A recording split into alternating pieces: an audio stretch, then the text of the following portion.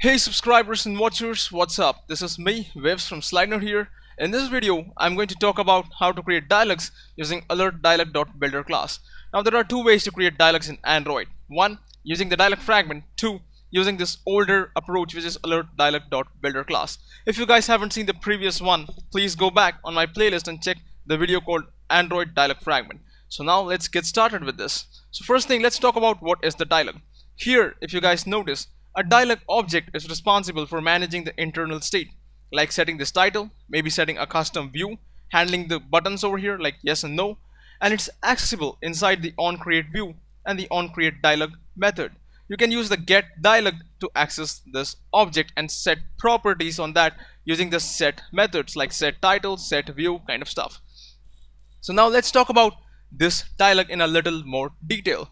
First of all, in your life cycle for the fragment, which is your dialog fragment, you have the onCreate that's being called. Then what you have is the onCreateDialog method that gets called, and ultimately what you have is your onCreateView. So inside this onCreateDialog, you can surely construct your own dialog. But if you do want your the newer way of working with things using the dialog fragments, then you use the layout inflator inside the onCreateView method. So you have a choice to make.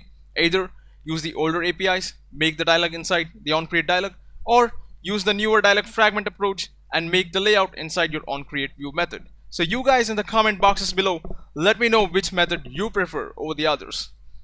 And now let's talk about how you can use dialog fragment like a normal fragment. But first of all, can you do that?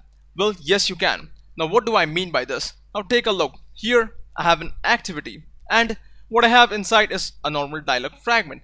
But I can also do something like this, which means I can make this same dialog fragment appear as a normal fragment inside my activity instead of popping up like a dialog over here.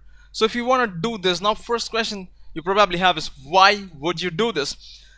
Well, if you have a dialog fragment with a lot of content on a small screen like a mobile phone screen, that content inside a dialog is not really gonna look that great. So probably on a tablet you can make it look like a dialog, and on the mobile phone you can make it look like a fragment. And how can you do this? There are three things you need to remember. First, use an onCreateView based layout. Don't use the dialog class or the alert dialog.builder classes for doing this. Second, the onCreateDialog method first of all is not called when you're doing this inside your activity. Then the getDialog method returns null if you're adding the dialog fragment like this inside your activity. So these are the three little things that you need to ensure, and that is why when you see any sample on developer.android.com or any website, they always get the dialog object by saying getDialog, and then they test it for null by saying if dialog not equals to null, then only do this. And you always wondered why would it return null, because this is the scenario where it returns null when you have the thing inside your activity directly as a fragment.